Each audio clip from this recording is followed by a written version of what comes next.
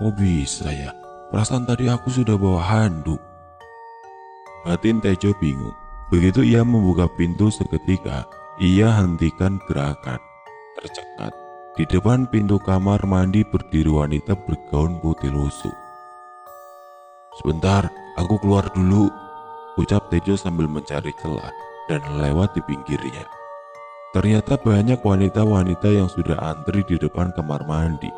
Ada 5 sosok wanita bergaun sama, putih lusuh, dengan rambut terurai ke samping, awut-awutan, dan semuanya diam. "Habis mandi, nanti ngaji," Tejo berucap sembali berlalu. Para demit hanya terdiam dan entah apa yang dilakukannya, hanya sekedar mengganggu menakuti, atau memang ingin mandi benar-benar mandi, untuk membersihkan diri, supaya menjadi terlihat menarik. Tejo segera keluar dengan kemulan sarung. "Ya, mandi lama banget, dari maghrib sampai jam 9, lebih 10 menit. Ucap Bang Yulianto yang duduk santuy sambil senderan tiang penyangga teras rumah. "Iya bang, ketiduran aku bang," jawab Tejo dengan santuy. Entah mengapa Tejo tidak ingin menceritakan kejadian yang dialaminya. Mungkin takut orang tidak percaya, lalu menganggapnya mengada-ngada. Segelas kopi disuguhkan di depan Tejo yang duduk bersila di teras. Di sana ada Mbak Riana, Mbak Bianca, sambil menjahit BH yang talinya hampir putus. "Mbak, laku tangus be pedot ngono lho. Ngopo ora dibuang ae? Buang saja wes," celetuk Mariana. "Piye Tuhan, ini BH bukan masalah mau putusnya, tapi nyaman kalau dipakai, makanya aku jahit lagi. Eman-eman dibuang." Tiba-tiba Mbak Ayu keluar dengan wajah panik. "Mas Yuli, tolong, ibu tiba-tiba kejang," panggil Mbak Ayu panik. Langsung saja Bang Yuli bergegas masuk. Mbak Riana dan Mbak Bianca juga berdiri. Kemudian Tejo mengikuti berdiri.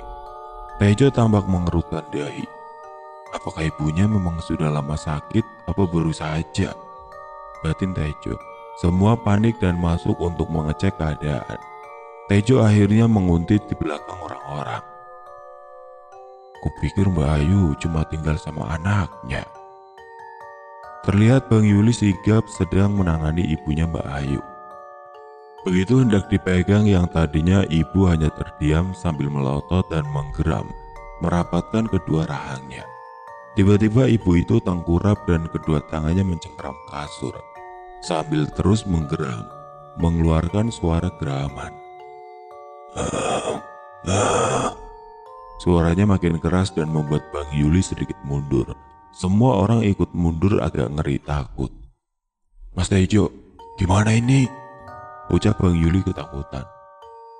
"Nggak tahu bang," jawab Tejo bingung tidak tahu mesti berbuat apa. Semua orang menatap Tejo, tidak urung Tejo mendekat. "Aku Kodame Ayu," suara ibunya membesar dengan keras, membuat orang yang ada di situ bergidik ngeri. "Mas Doli, Mas Dahlan," sapa Mbak Ayu dengan nada lembut. Semua orang menoleh ke belakang, terlihat Mas Doli dan Dahlan masih dengan seragam oranye bablasan kayak mekanik. Mereka baru pulang dari bertugas. "Ada apa ini?" tanya Doli. "Ibunya Mbak Ayu kesurupan mas," jawab Mbak Bianca. "Walah, gangguan demit lagi. Kenapa masih bisa bobol? Ayo Dol, kita ritual lagi. Kita tutup pintu goibnya," ajak Mas Dahlan. Seketika dua sahabat itu keluar kamar. Tejo, Bang Yuli, Mbak Bianca, Mbak Riana dan Mbak Ayu masih tetap di dalam kontrakan Mbak Ayu. Segala hal mereka praktekkan di situ. Sesuatu yang Bang Yuli kuasai, mulai dari membaca surat-surat pendek, lalu ayat kursi dan lainnya. Tapi tetap saja sang ibu tidak bergeming. Justru ibu dari Mbak Ayu merangkak dengan tangan, bukan dengan dada, melainkan merentangkan kaki kiri lebar, seperti sedang kayang. Logika saja kalau merangkak model gitu, jelas dengan kekuatan yang besar. Sebab membutuhkan tenaga yang besar juga. Kalau mengingat usia ibunya jelas wis ra mungkin. Semua orang membaca-baca dan tepat di depanku. Dan Bang Yuli, Ibu Ayu berkata, "Aku kodame Ayu." "Apa ki? Kodam kok ngaku-ngaku kodam?" Jawabku sembari bergeser memberi jalan kepada ibunya Ayu, entah mau merangkak kemana. "Semuanya, lebih kencang lagi baca-bacaannya," perintah Bang Yuli. Suara ngajinya semakin ramai dan kencang. Istri dan anak Bang Yuli pun merangsek ikut berdoa di dalam. Anehnya, aku tidak merasakan merinding atau apapun. Itu aku hanya merasakan biasa-biasa saja. Pak Dan serta ibu warung juga datang. Walau di teras, mereka juga membantu baca-baca dari luar sampai entah ide dari siapa. Seseorang memanggil sesepuh dari area tempat kos mereka. Akhirnya sesepuh datang. Mungkin orang sekitar kontrakan atau Pak Dan yang ngundang sesepuh itu langsung berdiri di sela-sela di antara orang-orang yang sedang melantunkan ayat-ayat suci. "Ini bukan wilayahmu, pergilah," teriak ibunya Mbak Ayu dengan suara sangar dan seram. "Oke, baiklah. Siapa kamu dan apa maumu?" tanya sesepuh sambil manggut-manggut. Orang-orang masih melantunkan doa-doa. "Aku penguasa di sini. Pergilah, ini bukan tempatmu. Pergi, atau aku akan mencabut imanmu," teriak ibu Mbak Ayu lagi dengan kasar dan mata melotot. "Ya, aku pergi. Tolong jangan ganggu penghuni kontrakan di sini," tegas sesepuh itu lalu pergi. "Tapi ya toh iki, kok orang usaha ke opo-opo blas ki? Piye malah pergi begitu saja?" Batin Tejo bingung.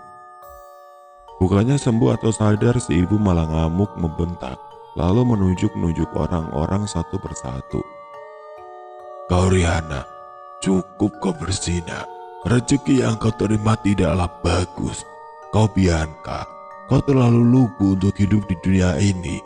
Kalian harus mati untuk merubah takdir orang lain," ucap ibu Mbak Ayu semakin meracau. Semua diam membisu, sepi seketika. Hening membeku, semua orang seolah tercekat. "Maaf, semuanya tolong tinggalkan aku dan ibu dari Mbak Ayu, juga Mbak Ayu.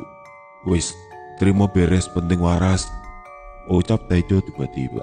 Tanpa diperintah 2 kali semua orang keluar lalu pintu pun Tejo tutup. Tejo, Mbak Ayu dan ibu Mbak Ayu, mereka bertiga tetap di dalam. Kemudian Mbak Ayu aku panggil agar mendekat. Merapat ke samping Tejo, kita bertiga saling dekat. "Mbak Ayu, ada masalah apa dengan ibu? Ibu minta apa?" tanya Tejo. Mbak Ayu diam seketika dan ibu juga diam. "Aku nunggak kontrakan 2 bulan mas. Ibu minta dibelikan ayam goreng," ucap Mbak Ayu.